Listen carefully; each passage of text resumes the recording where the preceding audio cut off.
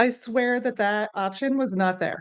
I swear it was not there when I first was like trying to figure it out. Anyway, it's fine. We're all good. We're all good now. I think. Great.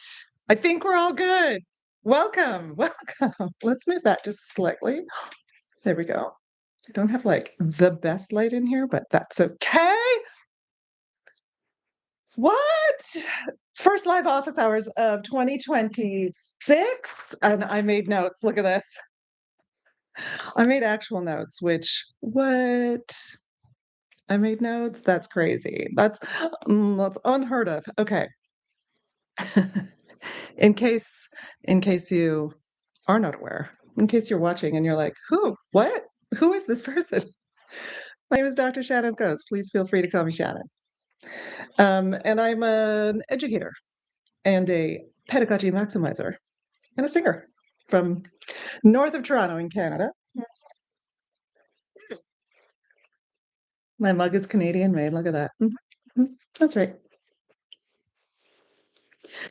And today we are talking about voice pedagogy texts. I go live like this once a month, live office hours, talk about topics that are near and dear to my heart and or the heart of the voice pedagogy community. So as I see it. Oh, well, thank you. Thank you. Aesthetically pleasing. Thank you. And we're talking about today, one of the topics, the reason that I thought this might be a great topic to talk about is because, first of all, I get asked this question quite a lot, which is, what pedagogy textbooks should I be reading in order to be a better teacher, in order to, do my job better, in order to understand more about anatomy and physiology, in order to XYZ, XYZ, XYZ, along with pedagogy educators, so VoicePed people, folks in classrooms teaching voice pedagogy in academic institutions for the most part, also reach out regularly to ask, what pedagogy text should I be using for the course that I'm teaching? And so this live office hours came about because of an email like that. So a colleague reached out and said, I'm teaching a master's level voice pedagogy course. What text would you recommend? I don't want to use the Miller texts. Those of you who know, this is an older text. For a long time, it was like the text in our industry. And I don't want to use it because it's outdated. And a lot of things about it.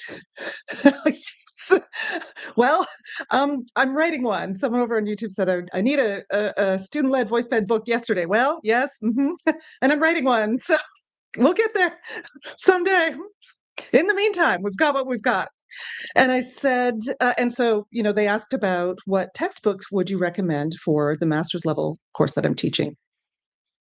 And the reason that I don't want to use the Miller is because outdated. And there are lots of reasons to not use Miller for a pedagogy course where, especially if it's like an intro to pedagogy, or it's like like I teach an undergraduate pedagogy course where we're not discussing the texts, we're not looking critically at the texts, we're not trying to get historical context necessarily from those texts or understand historical context. These courses where we're really introducing pedagogy and how to teach and understanding of the anatomy and physiology of the voice, those textbooks are, for the most part, written through the lens of Western classical elitism, if you will.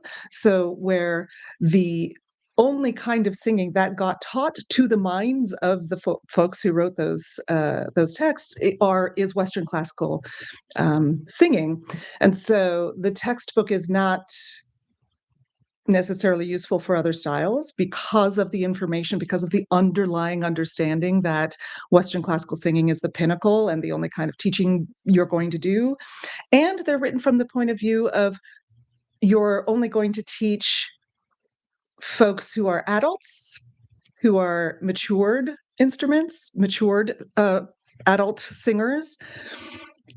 And in many cases, the actual anatomy and physiology is quite outdated, or our understanding, the models that we're using and our understanding is outdated. Not to mention the fact that it all leads to Western classical tonal outcomes, right? So even when we do have anatomy and physiology that still holds up to today's sort of understanding and today's models, often what we're looking at is, if you do this, then you will get this tonal outcome, which is the one we all want, right? We all want to sing like an opera singer. And so, for all of those reasons, those textbooks in particular, those older textbooks, um, are not terrific for the typical independent voice teacher, which is also the person who is most likely to be in an undergraduate voice pedagogy class, or even in a first year master's class, right? So the folks who are most likely to be looking at these texts through in an academic situation are also folks who are most likely to teach in a typical independent voice studio, meaning these are folks who are going to teach a broad range of singers, a broad range of styles, unlikely to teach that much Western classical, to be honest. And so when we're talking about classroom application for voice pedagogy texts, they're not terrific.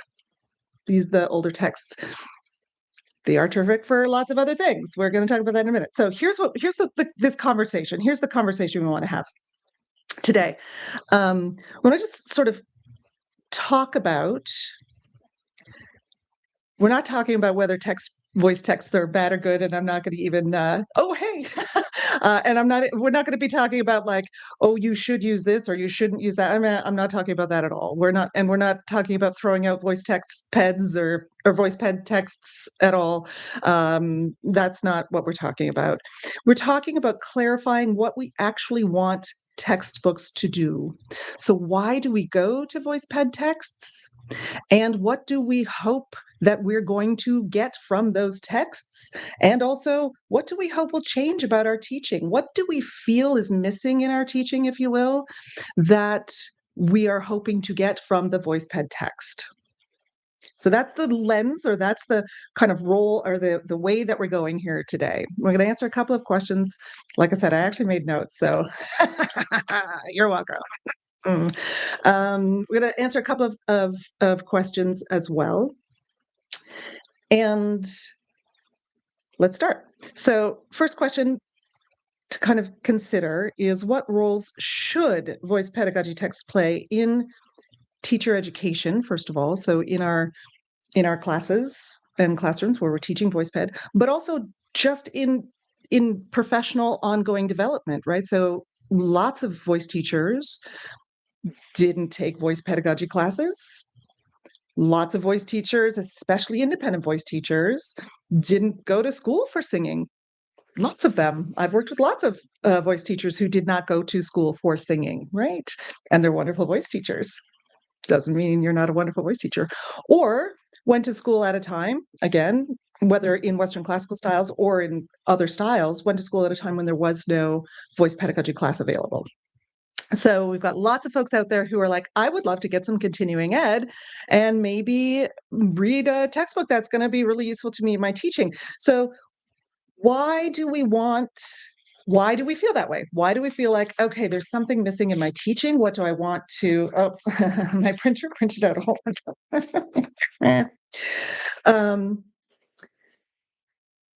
And then what do we want what are we going to the VoicePed texts for? What do we want those VoicePed texts to do for us? So I am not sure that we are always able to articulate the thing that we want to change in our teaching. And so therefore, we're not necessarily going to the VoicePed texts with a clear understanding of what we want and also what it's possible for them to actually give us.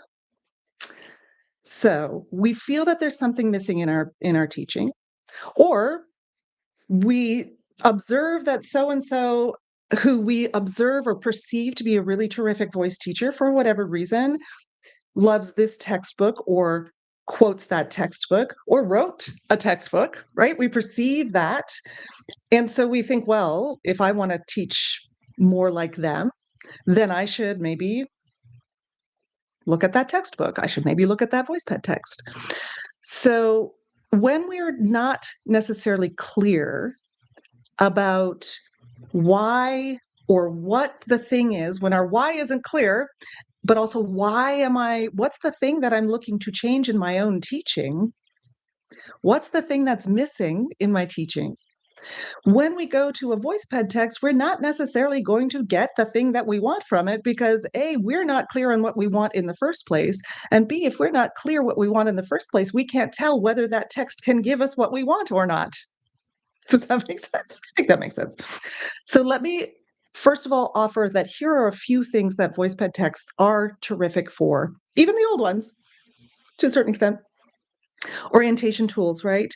So often, and reference, lots of folks who responded to some of the posts that I've been putting up on this topic said, yeah, reference and more knowledge, great.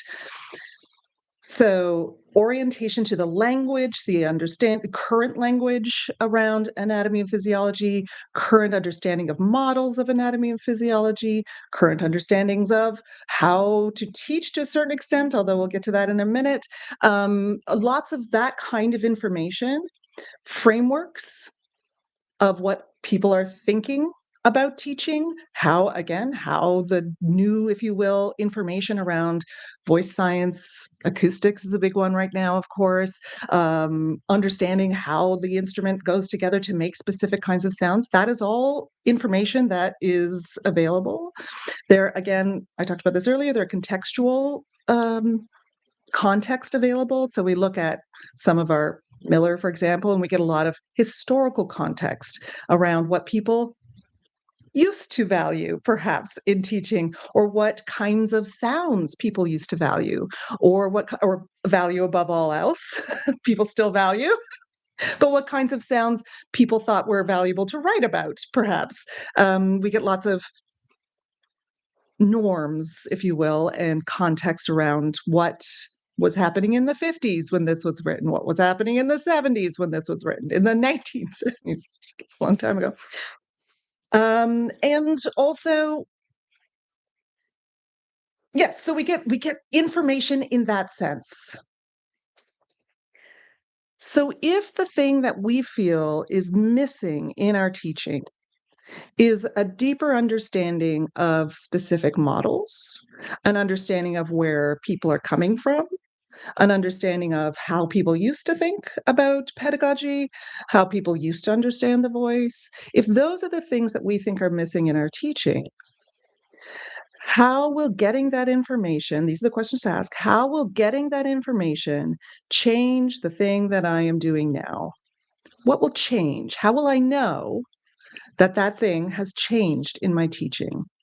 So this is one of the questions we want to ask ourselves is what do I think is missing? Well, I think the thing that might be missing is historical context, um, understanding language and frameworks around and models, scientific models or acoustic models or anatomy and physiological models or how this all works together to make sounds. Understand. I think that's the thing that's missing. If you think that's the thing that's missing, great. How will having that information change the way that you work in the studio? So often folks then say to me when I ask these questions, because that is the primary thing that most voice teachers come to me with as the thing that they want to change. Well, I just feel like when I get into the studio, I can't tell what's happening in the voice. I don't know how to interpret the sounds I'm hearing, and I don't know what to do next. And I don't know how to tell the student what's happening. I don't know. And when I hear something, I'm not sure that I know what that is or how to help them change it. I don't know whether I'm doing that.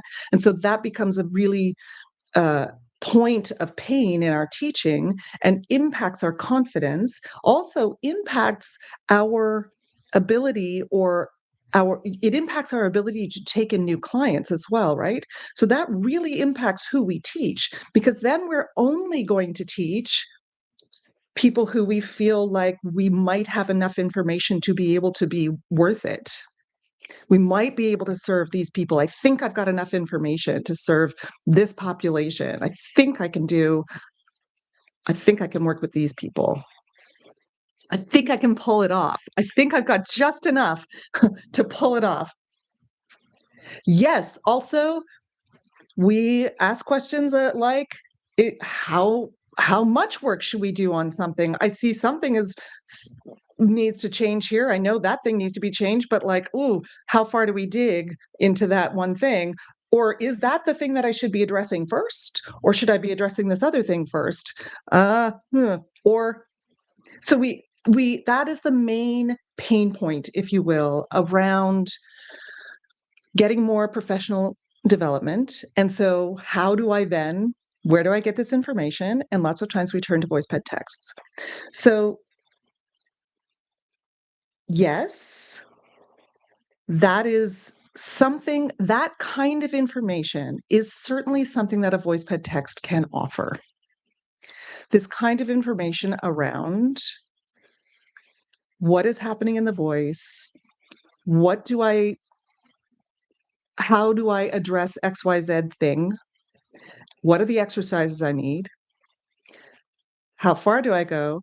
Is not necessarily answered in a VoicePed text, right? Because that's pedagogy.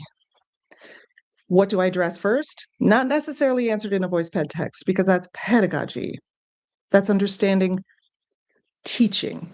That's understanding supporting learning. So some of the informational things definitely can be addressed. But then we ask ourselves, I don't actually, even if I knew everything about how the voice works, even if I know everything about latest models of XYZ thing, even if I understood what the frack Ian Howell was talking about all the time, you're welcome, Ian. Even if I understood everything that came out of Ian Howell's mouth, that's still that information. Let me tell you, because I work with voice teachers all the time on this, that information is not necessarily going to make you confident in the voice studio to understand how to apply the information. I hear the things happening now. I understand what's happening. I understand all of the things that are happening in the voice, and I know from that sound that this is happening. That does not give you information then necessarily about how to actually apply that information, right? It doesn't give you what I would call pedagogy. So when we look to that text for the information that we feel is missing, and we get the information, what do we hope will change? Well, now I know all of this information, but that doesn't necessarily give you the information you need to change your teaching. It just makes you better at diagnosing, right? So, which we'll talk about in a minute, is not necessarily part of the teaching model that you which is something that we need to think about. So, traditional, look at me. I have 5 seconds. Let me. Boop, boop, boop, boop, boop, boop, boop, boop, boop. Right. So the other things that are very much, to my mind, not present in not just our historical texts, but very much in our current texts, are the how. How do we actually apply this? The learning process is missing in so much of our pedagogical texts, right? How do students integrate, interpret, resist, discard, etc., information? And how do I, as a teacher, support their learning process? How do I understand that? Agency is very much missing in many of our VoicePed texts. And so one of the commenters on one of my posts said something along the lines of, well, the diagnosis and correction of vocal faults, which was the title of a text by James McKinney, Dr. James McKinney, in the, I don't remember now, 1980s, 70s, 60s, I don't know, in the mid 1900s. Sounds like a million years ago. Anyway, lots of folks still use this text, to be honest. It is still being used in classrooms. The diagnosis and correction of vocal faults. I shouldn't say it is still being used in classrooms. I have heard anecdotally that it is being used in classrooms. I have no data to support that, but I have heard it. The diagnosis and correction of vocal faults. So that text would never fly today, right? That title would never fly today. But I would offer that the textbooks of today, even our most recent textbooks, are still operating through the lens of diagnose and prescribe, diagnose and correct. They are still operating through that lens. I'm not going to pull out any text to prove it, but you can pull any of the text, VoicePed texts that you have on your shelf. And if you, here are some of the things to look for. You must do this. Our job is to make sure that the singer is singing efficiently. Our job is to know about the voice enough so we can tell the singer how to sing efficiently. That kind of language. Good posture, the best posture. Good breathing is, good registration is, good onsets are, etc. So that is a prescriptive lens that tells us that what we do with this information is tell singers what to do. We tell singers, and also, if you read this text, if you get more information about how the voice works or how these models work, then your next step is to tell singers what is wrong with them or what they're not doing well, what their technical issue is for their own good, because this is why they're taking voice lessons, to explain it to them, and then to make sure that they know how to do it in a different way, because we're going to tell them.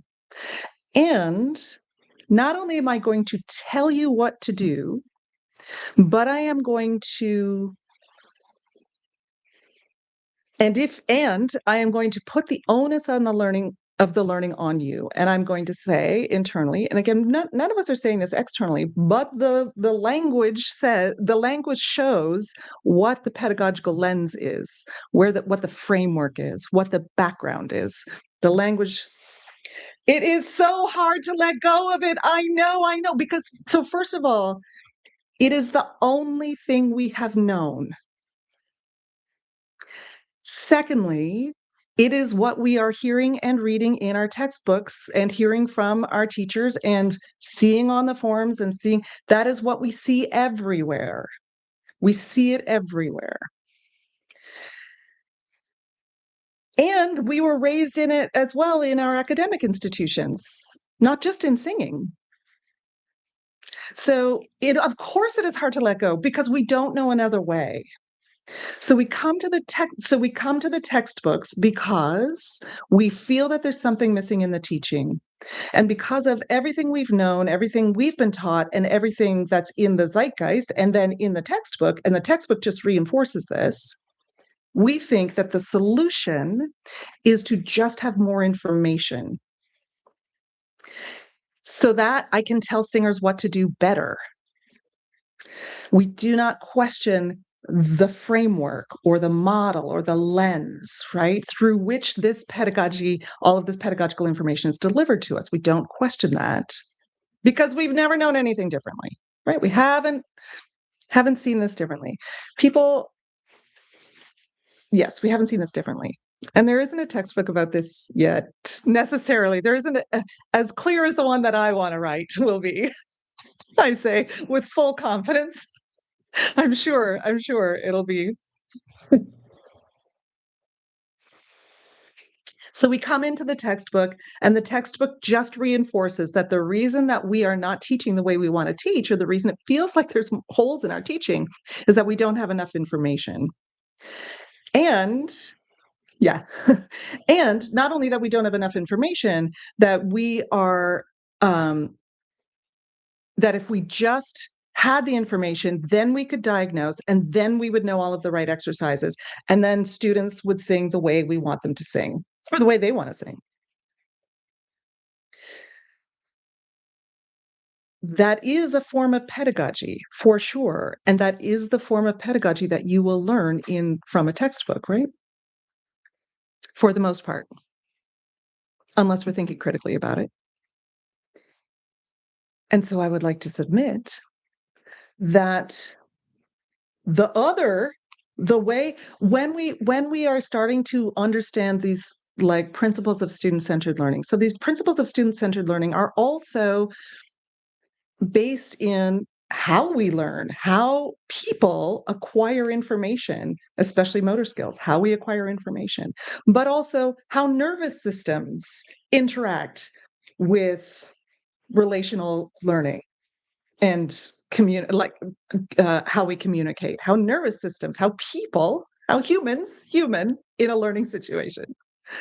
Student-centered learning, when we understand, we start to like reach for student-centered learning, right? We start to reach for, oh, I see there's a different way. I see I don't have to like be in charge quite so much. I see there's a different way. And so we maybe reach into the textbooks, but again, we don't have the questions we want. We don't know what questions to ask. We don't know how to understand a different model yet. Okay, let's talk about a couple of these things. So,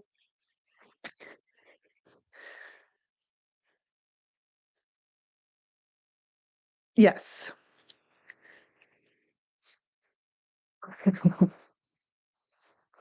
Oh gosh, sorry. I'm off of my I printed notes and I'm completely off of them. It's good times. That's good times. All right. Here's how to how do we want to do it? I'm sorry. I got off of my notes and now I'm like, ooh, how do I want to get back into my notes? I don't know if I want to get back into my notes or not. Mm. The text can be immensely useful.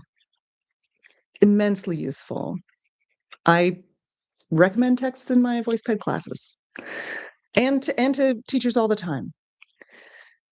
With this caveat that we start to ask different questions of the text. And we start to understand the things about our teaching that we're not so fond about, or the things that make us feel like we're not confident or we are imposters, or that we can only teach one kind of singer. Because if I get someone in the studio that's outside of like what I know, I'm not sure I can do that, right? Like that's outside of the like anatomy and physiology that I understand, or outside of, that's not sure I'm going to do that. Don't get me wrong, you get to choose. But I'm also saying when it's impacting your ability to actually teach, this is where we want to start to ask these questions.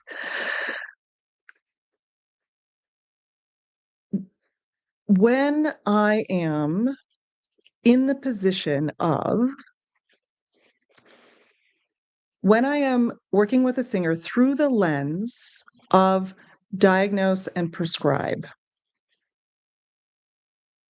the kinds of things I will say are, and the kinds of things you'll see in the textbook are,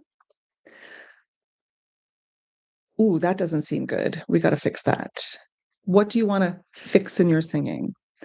What should we change? What exercise is going to make this better? You need to do this exercise 3 or 4 times so that this can change. You need to. Do you see how this is sort of like outward based? And we will say things like, how did that feel for you? What changed for you? How will that feel for you?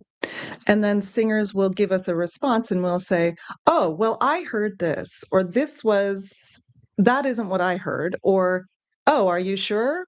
Or, so we we feel responsible not only to make sure that they know what's wrong with them or what needs to be changed, but we also feel responsible to make sure that what they experience and how they learn is the right thing.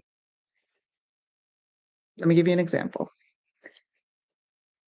Singer comes into the studio, the singer says, um, I want to work on nasality in my singing. Great. We now both have a common enemy, And we both now have a thing that we're going to work on to change. I want to work on nasality. I am going to take that on as the teacher because it's my responsibility. And I read in a textbook somewhere that what we need to do to fix nasality is to, sing with the nose plugged, sing with the nose open, sing with the nose plugged, sing with the nose open, or whatever else things. Make sure you have a yawny space, blah, blah, blah, whatever else it is, right? We have not, we then assign an exercise. We say, okay, great. I know how to fix this. Why don't you sing with your nose plugged, with your nose open, with your nose plugged and with your nose open, plugged and open? Sure. Unplugged, plugged and unplugged, closed and plugged. I don't know, whatever. And let's see if you just try to get the nasality out. And then they do it and maybe it works. Maybe they get the nasality out and we say, see, that was great. Guilty. I know. See, that was great. You got the nasality out. And they go, yay, I got the nasality out. Great. Next problem. Next week they come in and the nasality is right back. Or maybe that exercise doesn't work. The nasality doesn't change. And then we start to in our brains because, okay, that exercise didn't work. Now what do I do? Shoot, I got to pull out my text, figure out what the other exercises are. What other exercises are there? Oh, shoot, I got to figure that out. And not only do we feel like, we get in our heads this way, we go right out of the lesson. We're not able to stay present in the lesson because we're just thinking, oh God, I'm really terrible at this. I hope they don't figure out how bad I am at this. Or we blame the student because, well, they're just not really good learners. Like they're just not good students, right? Like they're not teachable. They're not teachable. Or the student blames themselves. The student says, wow, I'm really bad at learning because my teacher says that this is supposed to work and it didn't work for me. So I'm really bad at learning. Or the student blames you, says, wow, bad teacher.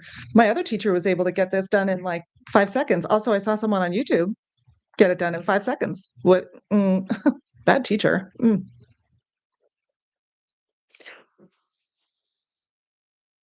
See how I, as the teacher, was responsible for all of their learning and for all of the fixing, and I had to have all of the information. I had to know what was going on. I had to know what was the fix, and I had to the only tool I have is to tell them to do it and then maybe do it again and then maybe do it again. And if it works, I'm a hero. And if it doesn't, I got to go and get more information.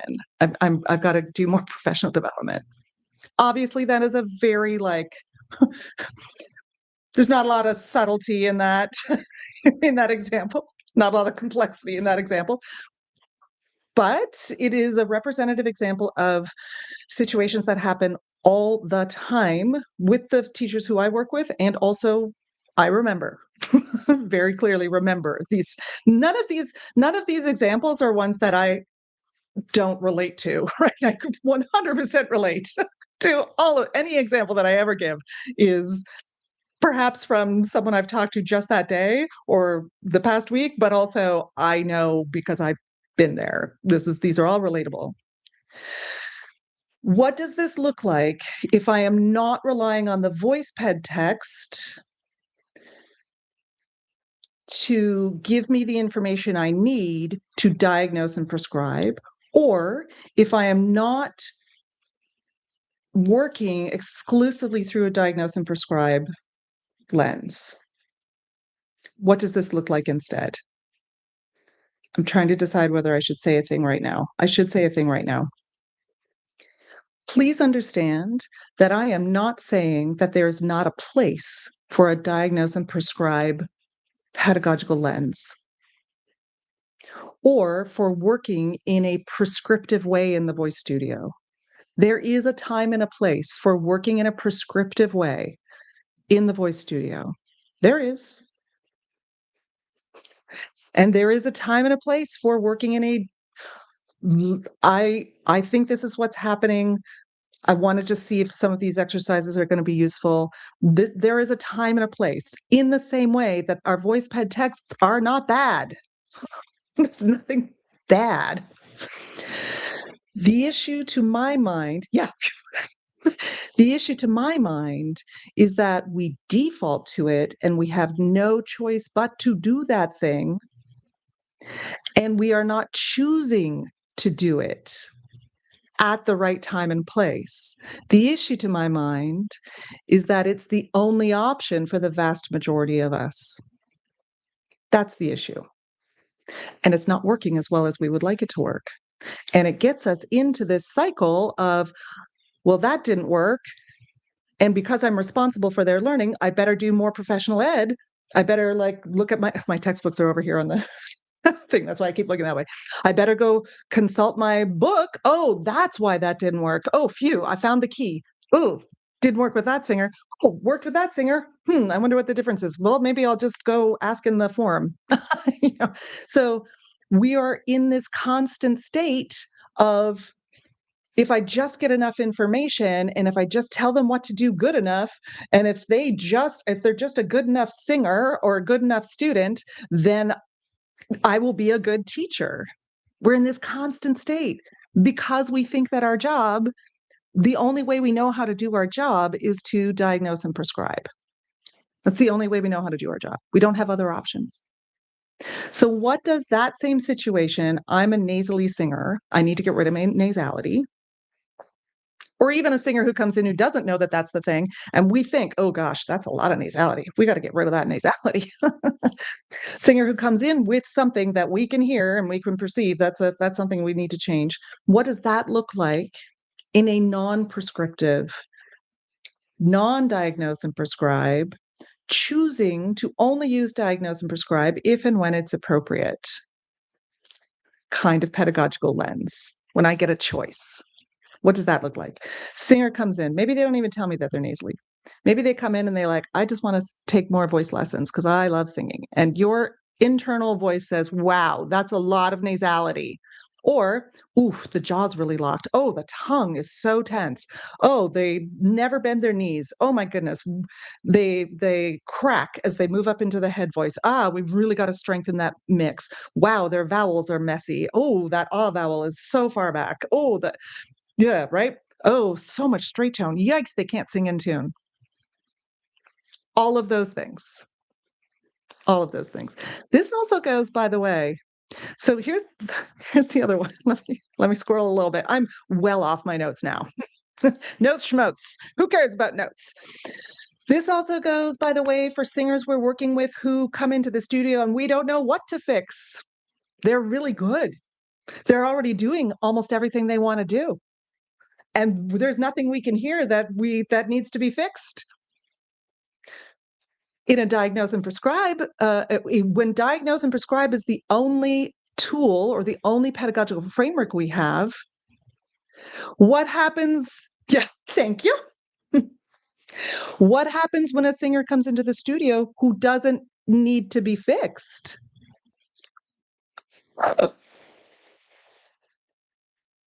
What's my job then? What am I supposed to be doing? Right.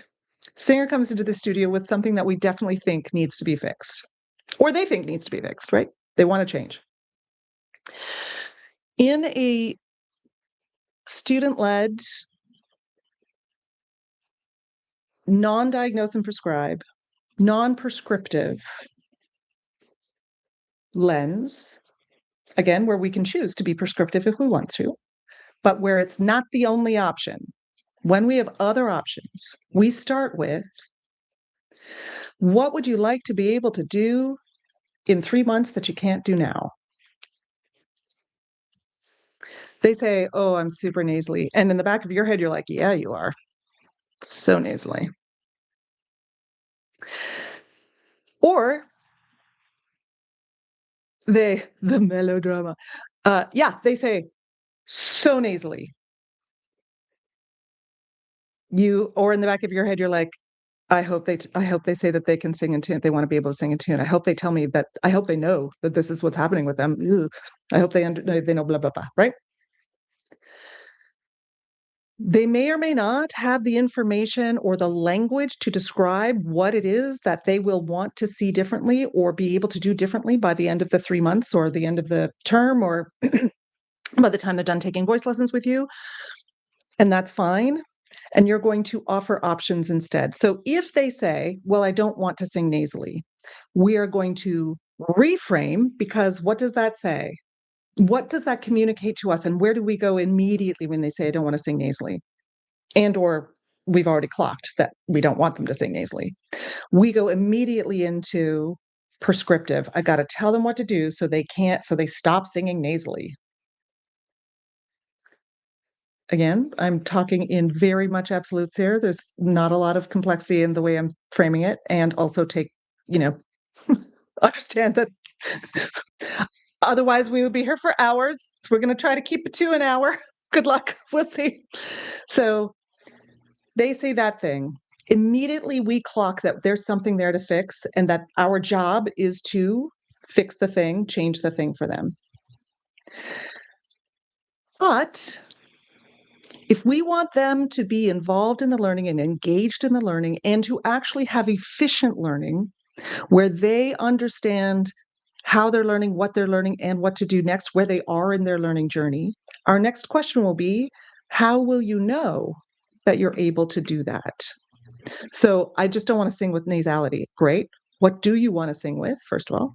Sorry. What do you want to sing with? What will it feel like when you don't sing with nasality? Well, it just won't feel so nasally and pinched. Okay, great. What will it feel? What will the sound be? Well, I don't know. You tell, what will I don't know. What will the sound be? No one's ever asked me that before. No one's ever asked me what I want before, in the sense of what I want, not what I don't want. We are constantly, constantly telling singers what they don't want or what they shouldn't do. And we are constantly, constantly letting them tell us what they don't want or what is bad or what they want to change. We are so rarely making the choice to reframe for those singers, to reframe for ourselves, to say, so what will you be able to do in 3 months? What will it sound like? How will you know that it's not nasally? What will it be? They may not be able to say anything. So then we offer them some options. This is where our expertise comes in. We offer them options. We don't tell them what to do. We don't immediately give them an exercise. So they say, I don't want to be nasally. And you go, right, let's go to the exercises. Boom. We don't, because I just used my expertise to tell them what to do. I want to use my expertise to encourage their agency, to offer them options. The reason I have the expertise, or what I can do with my expertise, is either tell them what to do or offer them options. I'm going to use it to offer them options. So I'm going to say something like, will it feel more open? You said it won't feel so pinched. So will it feel more open? And they go, yeah, sure. Okay, great. Will it feel louder? Will it feel rounder? Will it feel softer? Will it feel, will it feel fluffy? Will it feel like blue rather than red? Will it feel, you tell me. So those are some of the options. Let's pick one for now that you feel, that you think the voice will be able to sound like or do when you are not nasally. What will it be? Great.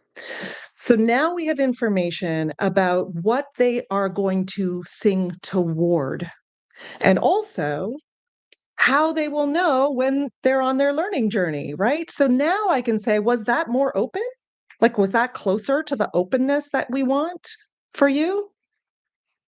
How about you let me know whenever you feel like you've got 10% of the openness you want in your voice? Notice how I am no longer in charge of their learning. I am no longer like we also so often what happens is we do the exercise and we go, that was better, wasn't it? And the singer's like, sure. They don't know. They're waiting for you to tell them whether it was better or not. They have no idea. Of course, they don't have any idea. They don't know what they're supposed to be listening for. They don't know what they're supposed to be coordinating toward. They don't know what they're supposed to, like, what it feels like for them, because we have not given them that information. We have not supported them to find that out for themselves yet. We're using our expertise to tell them whether they've learned or not. We're not using our expertise to support them for them to know whether they've learned or not. So we asked the question, was that closer to the openness that you described at the beginning that you said you wanted? Was that closer? Great. What are some of the exercises? What are some of the things that you might want to do in order to get even closer to that openness? They have no idea. Here comes my expertise again. I go, well, I just happen to have read a bunch of books about that. What do you know? And let's try. Here are like 3 things that I think we could try. Or you can trust internally. If you're a singer and you've used your voice and you think to yourself, what would I do to have a less nasally sound? I just did that myself, right? Did you hear how my voice went rounder, more open? Maybe I had a sensation of like a yawny sensation in the back. My breath started to flow a little bit differently. What would I do to have to have a less nasally sound, to have a more open sound? Hmm. Hmm. I might come to the nose plugging exercise all on my own if I trusted myself and I listened to myself and I asked myself, once they say I want a warmer sound, or they choose that one as the thing, I think it'll be warmer. Great. What do I want to do to be warmer? Oh, look, I just did a whatever that was. I don't have an MRI back there. I don't know exactly what it was. I mean, probably the soft palate raised a little bit, but it definitely didn't close. Why? Hmm. Didn't close because the sound is coming through my nose. So the soft palate is low. Even though the sound is pretty warm, right? It's not nasally. It's lofty, but my soft palate is down because the sound has to come through the nose. Anyway, but you could have come to that on your own, just intuitively thinking to yourself, what do I want to do to have a warmer sound? Oh, and observing. And then we say, you know what? What happens if we do a little bit of a yawny sound? Ooh. And maybe let's do a whoa, whoa, whoa, whoa. I don't know if that's coming through or not, but what happens if we do that kind of sound? Let's play with that. Was that closer to the warmness? Yeah, I think that was maybe 10% closer to warmness. Terrific. Now we've got a place to build. Notice how I am not responsible for their learning. I'm not telling them that was better or, oh, that didn't work. Let's try to figure out something else. I'm not telling them. I'm not in charge of that. What I'm in charge of is allowing them to find the thing that's working for them and supporting them as they pay attention to their own body and giving them options so they start to learn the language, what language options are available or description options are available. That's what I'm responsible for. And that can be informed by textbooks. Of course it can be. Of course it can be. But what we want to do is read those textbooks when we're reading the exercises, for example. So we're reading through these exercises and we're going like, oh, that's an interesting exercise. How would I describe the difference in my voice? How do I know that that exercise is working for myself? What's the difference? And you're not allowed to get away with, not allowed to be like, well, it's just freer. Or the textbook told me if I did it 5 times, then my voice would be freer. One of the texts I did pull up, I'm not even gonna, we're not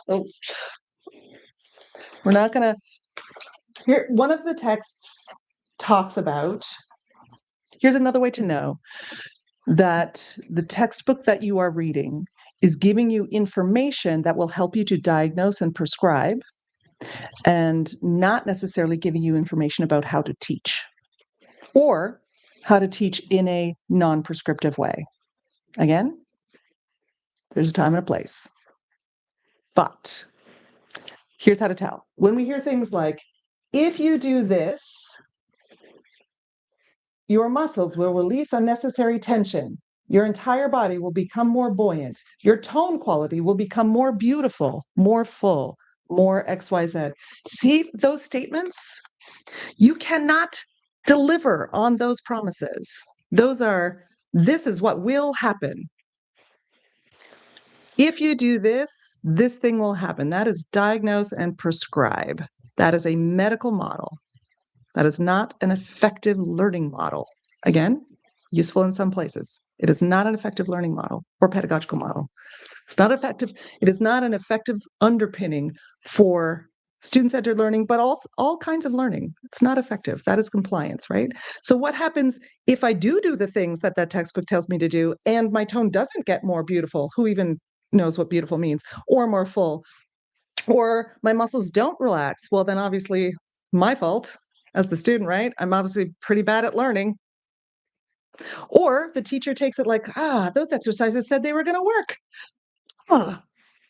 So we're developing for ourselves when you're looking at those texts, when you see a prescriptive, this is what will happen if, or you must do this for, or this is the good way, or this is the way to get the best. Turn that in your head and think to yourself, this is a possibility to find an option.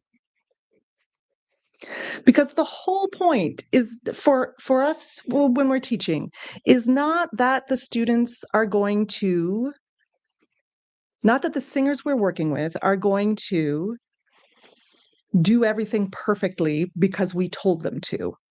That's not the point.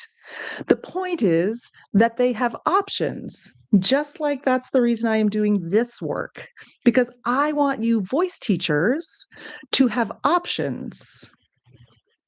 When you have options, when you understand what the other possibilities are, then you can make choices about what you want to do in your teaching. Right now, we are so enmeshed in that diagnose and prescribe, that sort of prescriptive methodology, that we can't make choices outside. We're reaching for them. We're reaching for the choices. We're saying, how does that feel? We're saying, was that better? We're saying, we're asking those questions for sure. We're reaching for them. And the next questions then are, how do you know? Did that work for you? How do you know? I don't know how I knew. Well, let's figure out how you know. And you, as the teacher, when you're looking at those exercises, you're saying, how will I know that this is successful? What is the change that I will see or hear that will tell me that this exercise is successful? That will tell me that it's time to build on the coordination we just learned in that exercise. That will tell me that I've got to change something because we're only getting like 10% success, and I think we can get 20% success. Those are the questions we're going to ask. We're not going to ask, how will I know? Or, if you do this, your tone will be beautiful. Great. How will I know that my tone is beautiful? How will I know? What's the difference?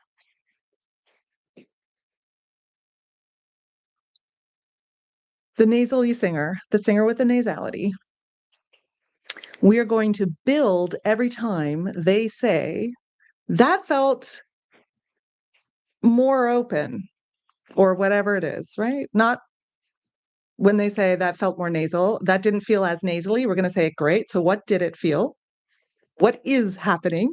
Thank you to all of my somatic therapists, my own main somatic therapist, for instilling that. What is happening? Not what isn't, not what didn't happen. What is happening? And how do you know?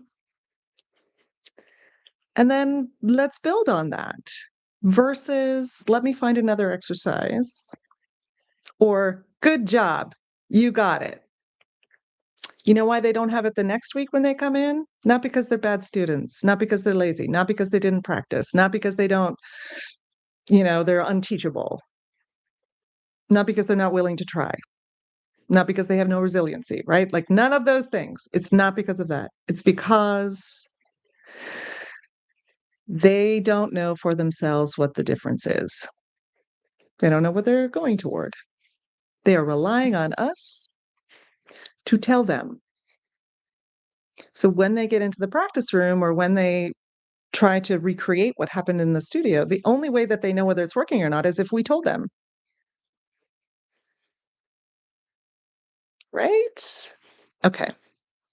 VoicePed texts. Terrific. So many great things that are happening in VoicePed texts. I'm not mad. Not mad about a VoicePed text, but we want to take textbooks. Oh, here, I'm going to get right back on track. Textbooks are not the enemy. Unexamined use is not the enemy, but that's the challenge. When we understand that there's something missing in our teaching and we are not yet able to parse out the fact that the thing that I think is missing is that I can't diagnose as well as I want to.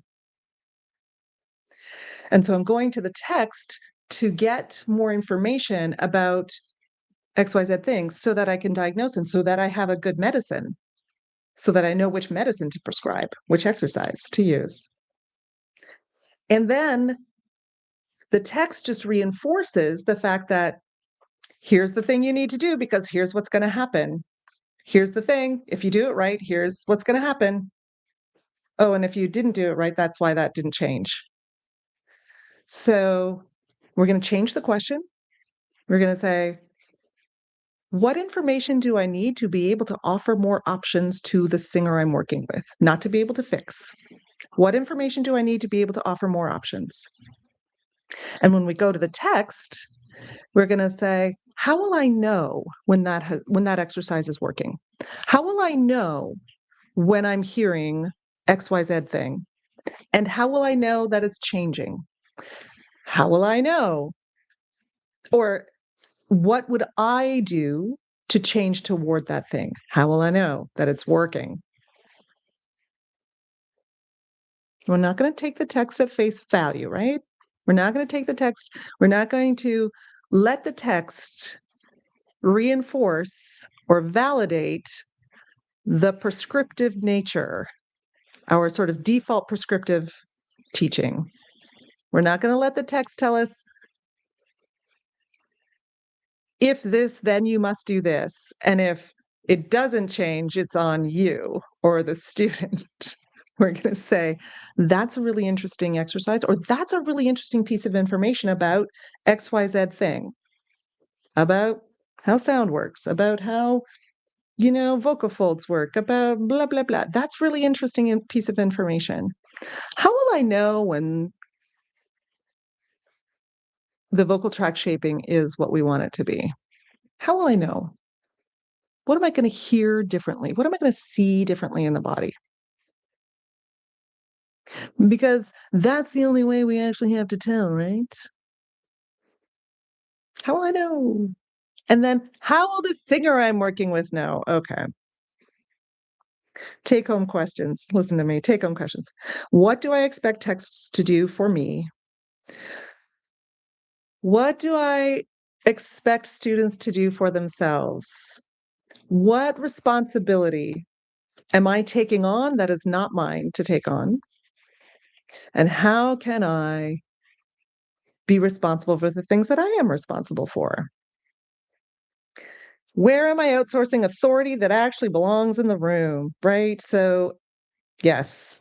Um, and look, I have this like closer sentence here, which is like, if and when our voice pedagogy texts are written to support learning rather than correction, learning rather than correction. We read our textbooks right now to figure out how to correct. We want to read them to figure out how to support learning, how to find more options, not how to tell singers what to do in a more clear way. Many of our debates would disappear. Many of the conversations that we're having around, and also so much of the work that we do as voice teachers that feels panic, right? It feels panic driven. Oof, I've got to read this because I've got to read this latest text, this latest article to make sure that I'm like, maybe that's the missing link. Maybe that's the gap because I don't have this information.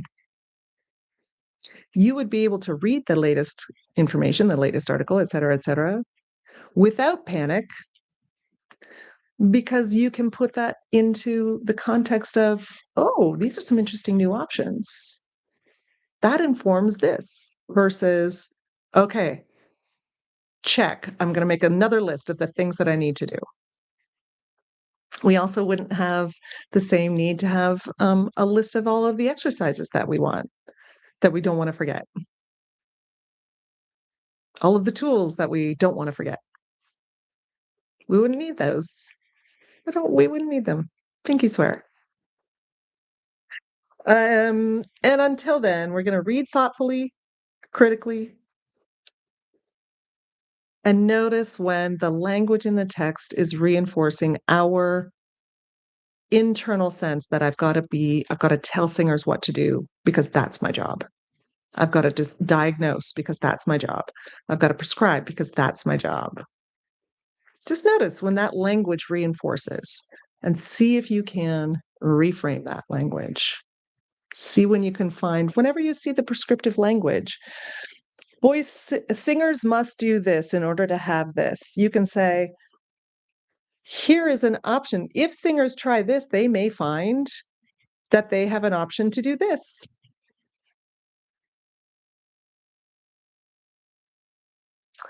Live office hours have officially been almost exactly an hour, so you're welcome. Way off script. You're welcome. Little rambly. Get to know me. You were expecting nothing less, I'm sure. This was fun on YouTube. I kind of like it. All right. Replays always available on my YouTube channel. I'm actually going to be on my website too. What do you know, eh? And yes, I am in the process of writing this book. Starting to write this book. Great. And if you would like a little bit more information about, I'm supposed to do this so I can be a salesperson. Here we go. 2 classes in the VoicePed 101 library that which you can access for $97 a month and only for 1 month if you want to. 2 classes that you might find useful. One is Diagnosis 101 and one is How We Learn 101. Those 2 classes inform each other and they will give you more and a deeper understanding of some of the prescriptive ways that we tend to teach and the things that we've taken on and how to start reframing them. It'll give you some reframes as well. Take good care. Here we go. Oops. Oh, where's my mouse? Where's my mouse? There we go. Ending the stream. And I'll